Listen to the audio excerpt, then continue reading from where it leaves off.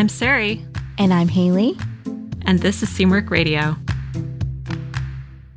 Welcome back to Seamwork Radio. Today we're talking about how to know if a pattern you want to sew is beginner friendly or not. We're going to cover the 3 different levels of beginners, how to know where you fall currently as a beginner, how to identify patterns that match up with your skill level, and our own specific recommendations for Seamwork patterns that'll work for the level that you're at. So we will start with our icebreaker. Today's icebreaker comes from Seamwork member Nadia. I love the name Nadia, by the way. It's such a beautiful name. Nadia asks, what is the most last-minute project you ever finished? I know many of us have stories of working on something the night before or even hours before the event we want to wear it for. And follow-up question, were you happy with how the crunch time item turned out? All right, Haley, what's your crunch time item that you remember? Well, first of all, I do this with practically every event that I make something for specifically. I just want the record to show that. One that stands out to me is I made years ago when my best friend Rachel had her baby shower. I threw it for her and I wanted to make a special dress for it. And I made this beautiful ivory wrap dress with this cool green floral motif. And I didn't finish it in time. I wore it, but I had to get help, safety pinning myself into it. And I had to tape the lining down so that I wouldn't have a wardrobe malfunction. It was seriously junk drawer engineered, but I wore it and it looked really cute. And I finished it eventually, weeks later. I also feel like every time there's an event, if I'm making something for it, it's right up to the last minute. That's just the way, right? Does anybody not do that? I'd be surprised. That's how you do it. One that comes to mind, it was kind of a bigger project for me. This was when I was in college. So I was probably 19 or so. And I was going to this big event in New Orleans. And there was a big costume party that was part of the event.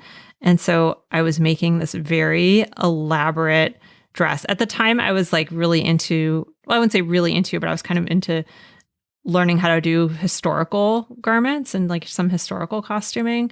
So, but it was a costume, so it wasn't historically accurate. And it was made with this. I lived in New York at the time, and I went to the garment district and I bought 10 yards of this. It was a white taffeta with a black flocked pattern on it. I don't know what you do, scrolly pattern on it. Very costumey, but kind of cool looking. And I made this really huge, elaborate, this is probably the most elaborate thing I've ever sewn, Polonaise kind of dress that had all of these gathers and ruffles and corseting and all of this stuff in it. And I just remember the night before I was going to leave for New Orleans, staying up almost all night working on this damn garment and trying to get it done. And it was if you've ever sewn, so this style of garment has it's a little hard to describe, but it has all these gathers that are kind of offset on the back. So it creates this really voluminous, huge look. And sewing that much fabric and that many gathers and having them be all offset, so they're all interfering with one another, was just such a pain in the butt. And I just remember being so frustrated and trying to rush through it. But I got it done. And then I had to fit it in my suitcase, which was a whole nother issue. But I got it done and I wore it. And I don't know, I guess I looked cool. I don't know. I was 19. I had pink hair at the time. It was a whole thing, but sounds cool to me. That's the one that really sticks out in my mind. But again, it's a good one. It's happened a million times. Thank you, Nadia, for that icebreaker. That was a fun one to reminisce about. If you have an icebreaker for us for a future episode, Seamwork members can go to seamwork.com/go/icebreakers and leave it there. And we will probably share it on a future episode.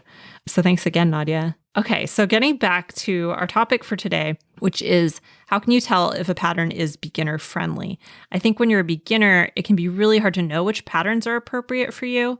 Last week, we talked about choosing projects to build your skills and how you can go about doing that. So today we want to talk a little bit more specifically about how to do it if you're a beginner, because I think that's when it's even harder, because you might not even be aware of what skills you need. I think when you've got some experience under your belt, it's a little bit easier to understand what the next step is, because you at least understand what the skills are that you need to build. But when you're a beginner, that part is even difficult. So that's what we want to talk about today and how you can approach that. Haley, when you were a beginner, what was your approach to choosing projects? How did you kind of go about building your skills as a beginner? I think I just kind of like went for it. I was kind of not a bad beginner. I was just a very adventurous beginner. So I didn't really think things through or have much of an approach, which backfired lots of times because I would end up being really frustrated by things, and I would get kind of a bad taste in my mouth about a certain technique or skill. And usually it was just because I had no clue what I was doing. I didn't have the right tool. I didn't have the right technique. So it was pretty chaotic. What about you? Yeah, same. We talked in another episode about adventurous versus more cautious styles of learning. And I definitely fall into the more adventurous camp. So I just kind of went for it. And I think that's, like we talked about in that other episode, I think that has advantages and disadvantages. So I think in some ways it can help you learn new skills that you might not otherwise have learned, but sometimes it can really set you back because you're not taking the time to really think about them strategically. So I just sewed a bunch of stuff and some of it was really ugly. Well, I have a question for you. How did you know that you were out of that beginner phase? That's a good question. I think when you kind of have a sense of where you want to go and you have a really pretty firm grasp on, it's not that you can sew whatever you want, but it's more, you know how to get there. You know what the path is to get there. Mm-hmm. That if you wanted to sew, for example, a complicated pattern like a tailored jacket or a coat or something like that, you might not know how to do it, but you kind of know what you would need to do in order to get there and the skills you need to learn. I think that's one of the signs that you've exited the beginner phase and maybe you're in the more intermediate phase, that you have that kind of confidence. What do you think? Are there other things that you think define that? Yeah, I was kind of similar but different. I feel like when you're a true beginner, you kind of don't know what's what. You don't even have the vocabulary to talk about construction or sewing. And I think like a good sign, I wouldn't say it's what defines a beginner versus an intermediate sewer, is that one of the symptoms is that you have a vocabulary for talking about sewing. You kind of understand the ingredients something takes, even if you don't have a mastery of the actual skill yet. I think that makes a lot of sense. We've talked about this a few times, but there's a certain set of skills that are kind of your foundation. So we've talked about in our Sewing by Design framework, the layer foundation portion of it, which is really about building those 80-20 skills, those skills that are really the basis of everything else that you need to learn. And I think there's something about conquering those particular skills that kind of helps you maybe not completely exit the beginner phase, but I think at least get into that more advanced beginner phase, because you have the tools in order to put things together, to take those component skills and put them together. And it just makes learning a lot faster. Yeah, definitely. I think for me that being a beginner really means that you're just putting together, you're still assembling those component skills for yourself, for sure. So, Sari, we have some really good tips today. How can beginners go about picking patterns to sew in order to keep up or build their momentum? So we talked about this a little bit, and what we did is, first of all, think about what level of beginner that you are right now. So Haley and I talked about this, and we identified 3 levels of beginner. So within that beginner category, you need to kind of figure out where you are, because not all beginners have the same amount of knowledge or the same amount of confidence. So the first category of beginners are the absolute beginners. And the absolute beginners are the folks who are still learning how to use a machine, how to do things like measuring yourself, using a pattern, probably not a huge amount of awareness of all the terminology in sewing. So there's a lot of terms to learn, hasn't really gotten into even those real basic skills yet. So that's the absolute beginner. So that's really the very beginning of your sewing journey. And then the next of these three categories of beginners is the true beginner. So that's somebody who can make a few projects and maybe even with assistance, but you can make a few projects and you can operate your sewing machine. You can sew straight lines. You can do those real simple, basic things that will allow you to create something, even something as simple as maybe a pillow or an apron or something like that. And then the advanced beginner. And the advanced beginner is somebody who can do core skills for garment sewing, like sewing curves, creating hems, installing facings, putting in sleeves, things like that. So that's somebody who has gotten the hang of those 80-20 skills that we just talked about and is on their way to building that momentum to become more of an intermediate sewer who can really do a whole host of other projects. Those are kind of the three levels. So I think the first step is just figuring out where you are, because that'll help you to chart your path on how to get to the next level within that. So we broke this down into some tips for each of those categories. So once you know kind of where you are, we're going to give you some tips for each of those categories of beginners. If you are an absolute beginner, if you are somebody who is really, really new to sewing and you're still learning the very, very basics, the first tip is just to choose small projects. So don't choose anything that is really large or really time consuming. And that's going to really help you to get that initial practice in just doing very, very simple things like learning to use your sewing machine and learning to sew straight lines. So choose something small. It's really helpful to choose projects that don't require any fitting or something that's just very loose fitting. So if you're going to make a garment, make it something that you don't really have to worry too much about. Is it going to fit me in my bust? Is it going to, am I able to get it over my shoulders? Don't worry about any of that stuff yet. Just choose something that's going to be really, really easy. Or it could even just be a non-garment project to start, or something simple like an apron, or, something that you don't have to worry too much about fitting. I think sewing home decor things and like organizer things is really underrated, because it can be really quick and satisfying and really help you to get that motor skill practice that we talked about in the last episode. So I think those are all some good things to choose. Pillows are great.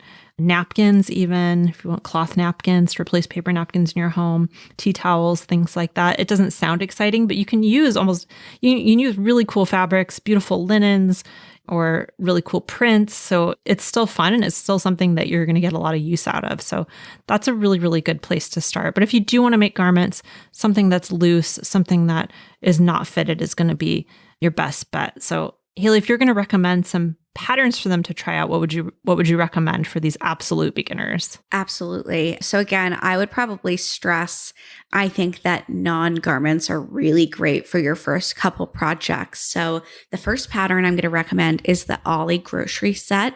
It is an unlined tote bag and a drawstring produce bag that comes in 2 different sizes.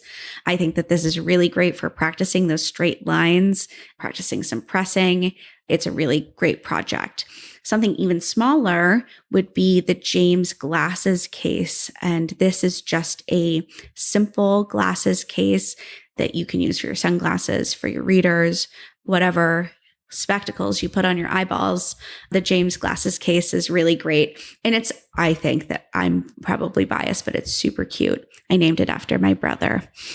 If you are just totally dead set on making a garment for yourself, then I would recommend, like Sarai said, something really loose fitting. The Quince jacket is a kind of robe styled, loosely structured jacket.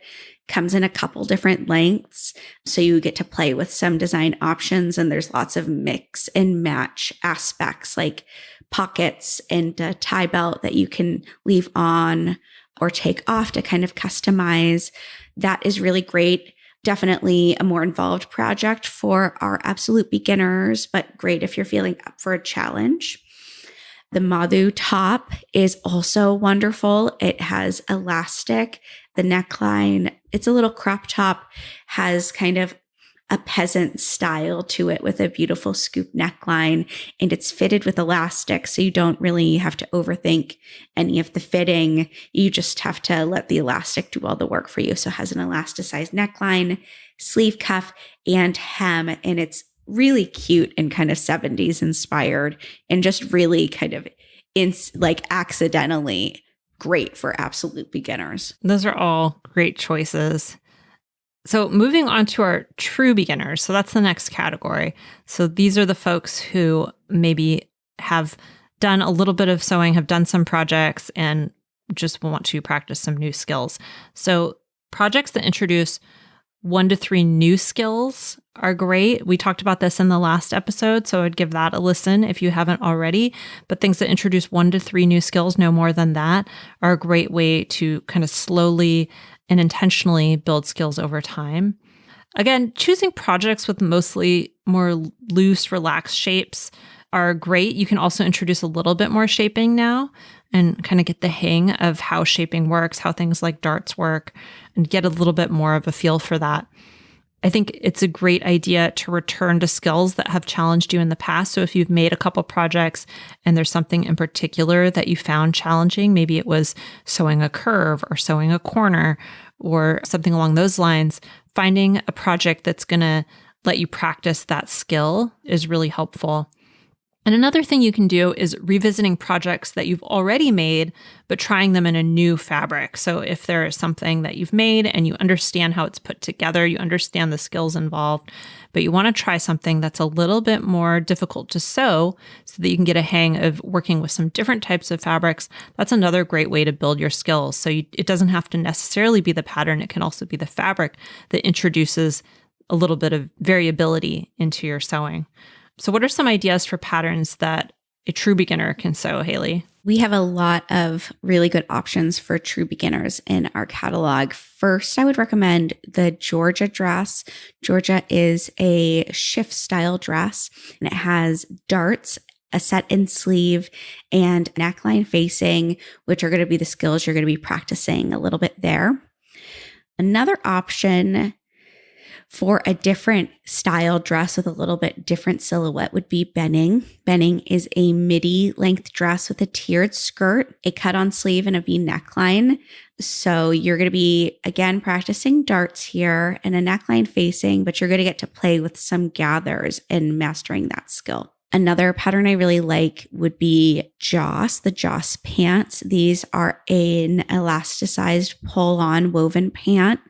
Really, really great for summer, and they look fantastic in linen. I have a pair that I just absolutely love. I think that there's a little bit of like a puzzle that goes into making pants. I've taught people how to make pants many times before, and there's always like this like aha moment, like, oh, that's how you do it. And I think that that's really fun to start to wrap your mind around. A third dress option we have is the Micah dress. Micah is kind of caftan inspired. This really like chic, oversized dress with a nice plunging V neckline and some high side slits. I think that it's just like totally encapsulates that like coastal grandmother chic thing that's going on right now. Trend alert. And then there's 2 skirt patterns that I really recommend. The Jenna skirt, which is a gathered skirt with an elastic back in the waist, but it's totally flat front waistband. That's really great for practicing those waistbands and gathers. And then the Laura wrap skirt. The Laura wrap skirt is cut on the bias, so you'll get to practice a little bit there. But otherwise, it's a lot of kind of straight line sewing. So a great place to mix in the little bit of familiar with unfamiliar there. And it's a wrap skirt, so it's totally adjustable. So you don't have to fuss with fitting. Yeah, that's a really fun one. And I've made that one with some really fun adjustments, like adding ruffles to it, which is also kind of a cool thing you can try. That brings us to our advanced beginners. And here you want to focus on really leveling up your skills. We recommend focusing on the bridge skills. So those are things like closures, working with knits, bias tape finishes, fitting. So those are kind of the slightly more advanced skills that don't fall into necessarily that 80-20 category of things that you absolutely need as your foundation in sewing, but are things that you can build on top of those skills. So again, you want to continue building 1 to 3 new skills with each project and really focus on adding them with intention and adding them in a way that it's going to enhance your sewing practice based on what you want to learn and what you want to sew. So if that's, if you're really interested in fitting, maybe you go a little bit more in that direction. If you're more interested in learning how to sew with knits, maybe you go a little bit more in that direction. So you can kind of start to play with it a little bit. Now that you have a good idea of the basics, you can really just make a list of the skills that you want to learn and focus on those first. So one of the things that we often recommend is creating a learning plan for yourself with your own goals in mind. So what you're specifically interested in mind. And if it's something that you're not interested in, you can leave it off. If you're not interested in sewing with knits right now, if you really just want to focus on wovens, you don't have to build that skill right now in this phase. You can leave that for later. So it's a great way to start kind of customizing your sewing practice and really thinking creatively about what's important to you and the kinds of clothes that you want to sew and what's going to fit into your life, what's going to fit into your wardrobe, and what you're excited about actually making. Haley, you want to share some good ideas for projects for advanced beginners? Yes, definitely. So I'm going to give some examples kind of based on some of the common bridge skills that we find that a lot of people want to focus on at this particular part of their sewing journey. So if someone wanted to really focus on closures and really get a good handle on that, then I would probably recommend learning how to sew invisible zippers. This is one of the most common types of zipper closure. For something like that, if you wanted to practice invisible zippers, I'd recommend the Pauline skirt. It is a really cute paneled straight skirt with a slit and a side invisible zipper. And I think it's really just a really great wardrobe staple and has a lot of those skills that are probably already familiar with you, with the invisible zipper thrown in there to kind of spice it up a bit.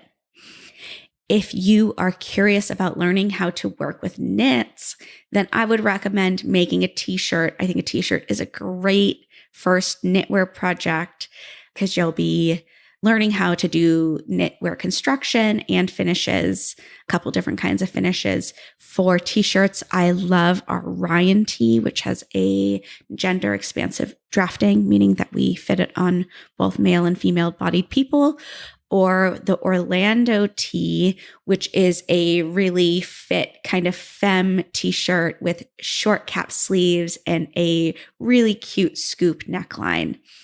If you want to learn more about finishes and really up your game there, then I would recommend experimenting with some bias tape and bias tape finishes. I think that is a really great skill to build.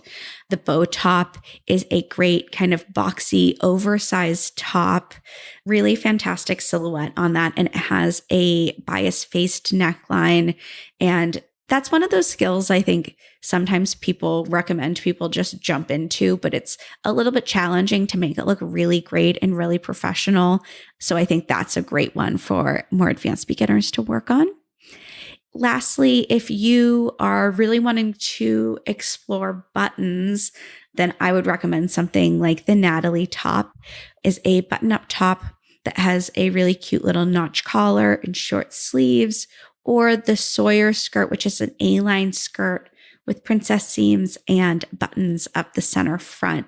And both of those have quite a few buttons, so you can really practice your buttonhole on your sewing machine and your button sewing technique. Yeah, those are all awesome choices. Yeah, for this one, it's definitely, I think, all about more identifying the skill and then identifying the pattern that's going to fit that skill. So those 4, or I guess 5 patterns that I listed are more of like a framework for how to think about it rather than hard and fast rules about what's perfect for a more advanced beginner. Yeah, I think that's where it comes back to creating your own learning plan and really figuring out what you want to learn next, which is the fun part, I think. Totally. And that's such a fun phase because you're really gaining momentum in that phase of your sewing journey. Well, we have some really great tips here. I am going to recap them a bit. Our first tip is to identify what level of beginner there are. Absolute beginners are still learning the ropes of how to use a machine, how to measure yourself, use a pattern.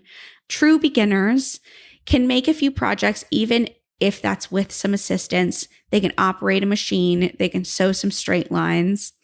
And advanced beginners can do the core skills for garment sewing, like curves or hems, facings, sleeves, those kinds of things. So once you've identified where you fall, we have some different tips depending on what type of beginner you are. If you're an absolute beginner, you'll want to stick with mostly small projects. We really recommend non-garments, but you can also work with garments as well.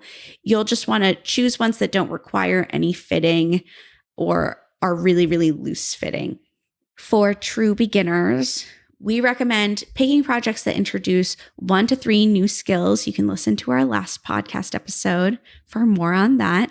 You're going to mostly want to stick with patterns that have a looser, more relaxed shape, but you can start introducing some more shaping like darts or gathers here. It's also a really great idea on this stage to return to those skills that have challenged you in the past.